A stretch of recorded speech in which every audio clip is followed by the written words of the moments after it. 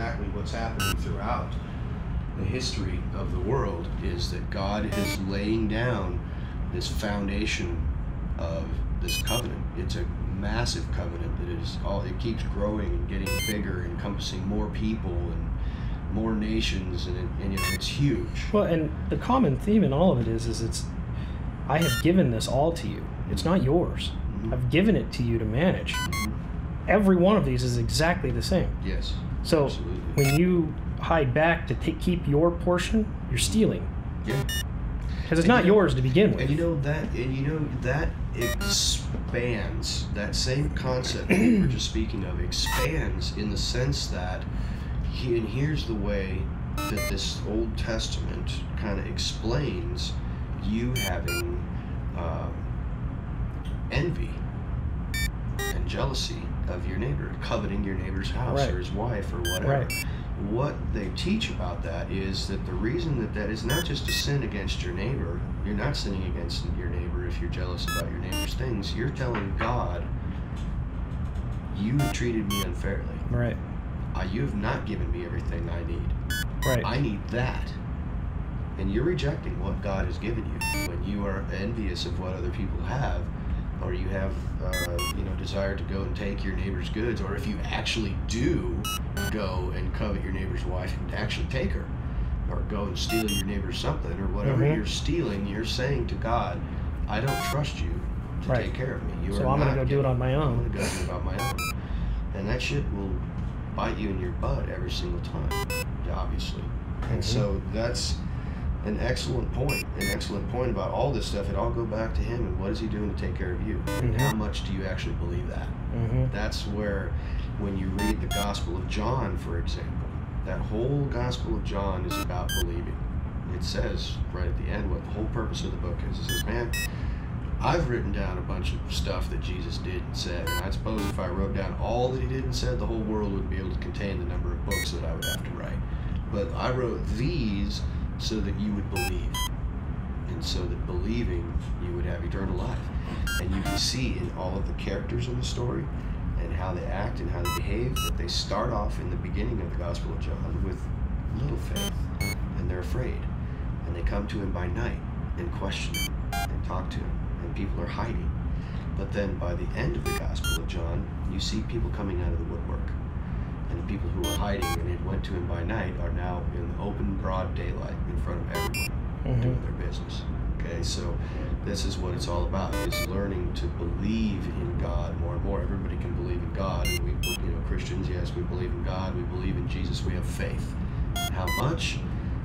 It varies for various persons. It depends on how much you focus on your God and pray to him. And when I try to wake up in the morning and to say, God, here's a day.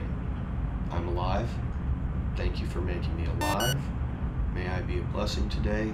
Give me work for my hands, food for my stomach, and may I do something good today. And that really teaches me, I think, to keep a godly perspective on the day throughout the day as you're going and trying to please your God. When you're out to please your God, you can't not please people, unless they just want to contest with you about God. But that's not really what I'm talking about. It's in your work and your family, whatever it is that you're doing. You're saying, God, you gave me these children and this wife. Show me how to work with them today. You recognize, what is my responsibility to those children and my wife today? What have I got to do today to make her aware that I love her like he loves me? And you got to keep that perspective on everything. And when you're on your bank account, you're going, okay, this is not looking that great. You immediately go, God, I'm grateful that I have that $57 in my bank account, and that I can trust you to bring it in when the time is right. I can trust you. Either you're going to bring it into me, it's going to come from somewhere. I don't know, it can come in the mail. Who knows? God takes care of people in strange ways, and you can see the examples of that all over the world. People give their testimonies all the time about how God takes care of stuff in some mysterious way. And that's what we're learning, is just trust him with everything, every step of the way, with your life, with the openings in your body if they're not working correctly. You know what I'm saying? You know those Jews, some of them, when they go to the restroom, they say a prayer every time they go to the restroom. Blessed art thou, O Lord our God, who has made openings in our body. That sound, you know, if you got an obstruction, you be praying to God, open up my holes. Yeah, please let this pass. I recently rewatched Al Swearingen from that HBO series, trying to pass a kidney stone. Oh man! So you know that guy was praying, God, where are the holes in my body? They're not working. But you know that's about being grateful and happy and having joy over what God has given you, and in your anticipation that He's going to take care of everything. He's going to give me everything I need. If the world goes to hell in a handbasket, I'll probably live. I may not like it, but He'll take care of me every step of the way. He'll give me water and food and shelter, and I'll be alive. Or not. That's why the text says, "Yea, even though He slay me, yet I will trust Him." I gotta acknowledge there could be any number of reasons, 10 or 15 of them, that are all just as valid for reasons for me to die. Sure. Right now. Right. I don't know what they are, but it would somehow, my death would bring about a marvelous blessing to a number of people. Who knows how. Yeah. But if I died, there would be a reason for it, and I have to say to myself, even though I would die, that would be it'd be awesome. He'd work it out perfectly. Yeah. I mean, I'm sure I'd be sad for my family. I don't want them to hang around without me. Right. But it would be good for them somehow. Sounds really strange, but that's what I've seen every single time something bad has happened.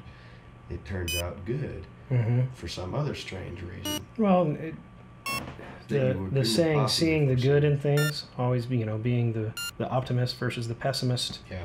Why did you take this person from me? Why me? Why us? Instead of going, thanks for fixing them, and this is the only way you could fix them. Right. You made them whole again. Yeah, and their death could be salvation for others. Well, and that's just it. You don't have to look too far for salvation. Maybe something terrible would have happened to them. Well, and protecting them from something that would have happened, or I don't know. Well, and you look at the other part of it. You have, by taking care of this person, let's say that they're sick, you have burdened somebody else. Now, they don't call it a burden because they're your family. Right. But the burden is there nonetheless. Sure. So he says, let me lift the burden for you. Sure. I'll take this person and take care of it myself. You can no longer handle this burden. Right. I'm taking this from you. And that's an excellent point. You've lifted something from me that I can't handle. So thanks. So that's one of the things right there that these illustrate for us that God is there, and He's watching, and He's doing what needs to be done, and He's inspiring people to pay attention. Yeah. Because pay close attention. Pay close attention.